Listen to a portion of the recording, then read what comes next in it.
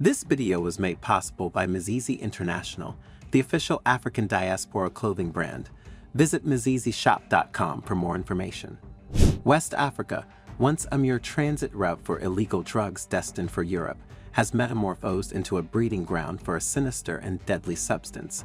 Over the past decade, the region has witnessed a disturbing surge in domestic drug use, with cannabis, heroin, cocaine, fentanyl, and tramadol dominating the illicit market.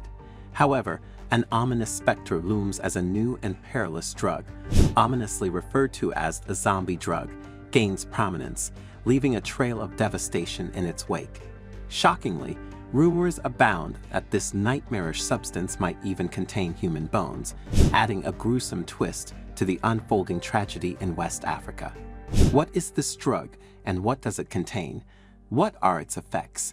How is it rapidly wreaking havoc across West Africa?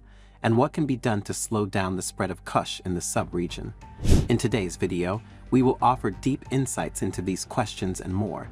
Before we dive into our topic today, if you haven't already, please consider subscribing to our channels and ringing the bell to be notified about all our exciting future videos. The ominous shadow of a potent and lethal substance has cast a dark pall over West Africa, particularly in Sierra Leone, where its devastating impact is a sinister reality. This alarming drug, popularly known as Kush or K2, is estimated to claim the lives of approximately a dozen individuals each week, while thousands more fall victim to its detrimental effects, triggering an unprecedented public health crisis. The demographic most affected comprises men aged 18 to 25, ensnared by Kush's insidious grip. Astonishingly, this nefarious concoction induces a nightmarish array of zombie-like symptoms, causing its users to involuntarily fall asleep while walking, experience violent falls resulting in head injuries, and shockingly, wander into oncoming traffic. The macabre composition of Kush includes a lethal blend of cannabis, fentanyl, tramadol, formaldehyde, and ground human bones, according to rumors. Local criminal gangs are the architects of this deadly elixir, with the constituent drugs sourced internationally through the dark underbelly of the internet and digital communications.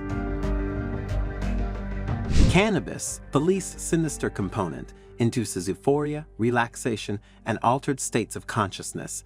Fentanyl, an extraordinarily potent opioid, leads to euphoria, confusion, and drowsiness, manifesting a spectrum of dangerous side effects. Tramadol, though less potent than fentanyl, plunges users into a lethargic and disconnected state, severing ties with their immediate surroundings.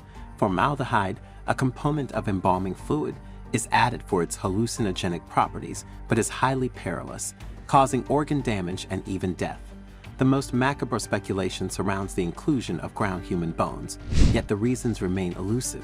Some posit that grave robbers supply the bones, suggesting the sulfur content may induce a high, or that the bones might harbor residual drugs from the deceased.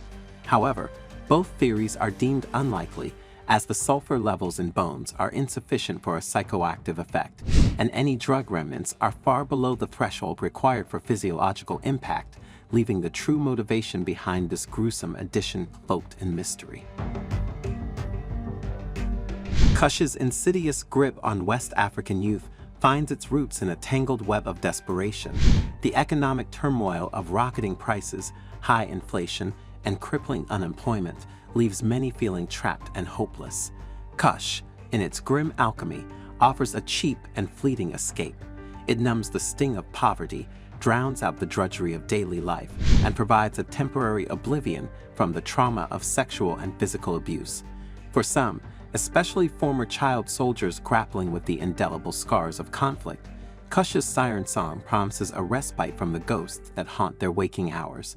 In a region where opportunity feels ever scarcer, this illusory escape, however dangerous, holds a tragic allure for those facing seemingly insurmountable hurdles. The ease of trafficking across porous borders further fuels the spread of this synthetic scourge, weaving itself into the already frayed fabric of these communities. In Kush's dark embrace, youth find not just oblivion, but a heartbreaking testament to the desperation born from a world that has failed them. So, how is this deadly drug rapidly wreaking havoc across West Africa? With weak regulation and control over its sale, the drug's proliferation is alarming, leading to estimates that over 1 million people in the region are now ensnared by its clutches. Kush addiction among the youth is not only characterized by the typical physical and psychological toll associated with substance abuse, but also extends to severe psychiatric issues, underscoring the gravity of the crisis. Disturbingly, users have reported unexplained swelling and infections, resulting in open wounds on their legs, with no clear medical explanation, adding an element of mystery to the already dire situation. The lethality of Kush is further underscored by reports of fatal incidents, including users repeatedly banging their heads against walls, walking into traffic, or falling from elevated places. While official data on Kush-related deaths is lacking, health experts estimate that Sierra Leone alone witnesses around a dozen fatalities weekly, with bodies often discovered in the streets and slums, painting a grim picture of the drug's toll on human lives. Beyond the individual, Kush's insidious influence extends to the fabric of communities, straining relationships and rendering affected neighborhoods more dangerous as desperate addicts, deprived of funds for their fix, resort to extreme measures to sustain their addiction. Fortunately, a lot can be done to stop this dangerous drug from destroying the West African sub-region completely. Halting the alarming spread of Kush among the youth in West Africa demands a multifaceted approach, as outlined in a comprehensive 3-year study by the West African Epidemiology Network on Drug Use, or WENDU. The study identified weak governance institutions, socio-economic challenges, political instability, and overlapping security issues as the root causes of the region's transition from a transit hub to a thriving drug market. Therefore, the study recommends that the Economic Community of West African States, or ECOWAS, must take the leadership role in formulating a uniform regional drug policy that takes into account the cultural, social, and economic realities of the diverse communities within the region.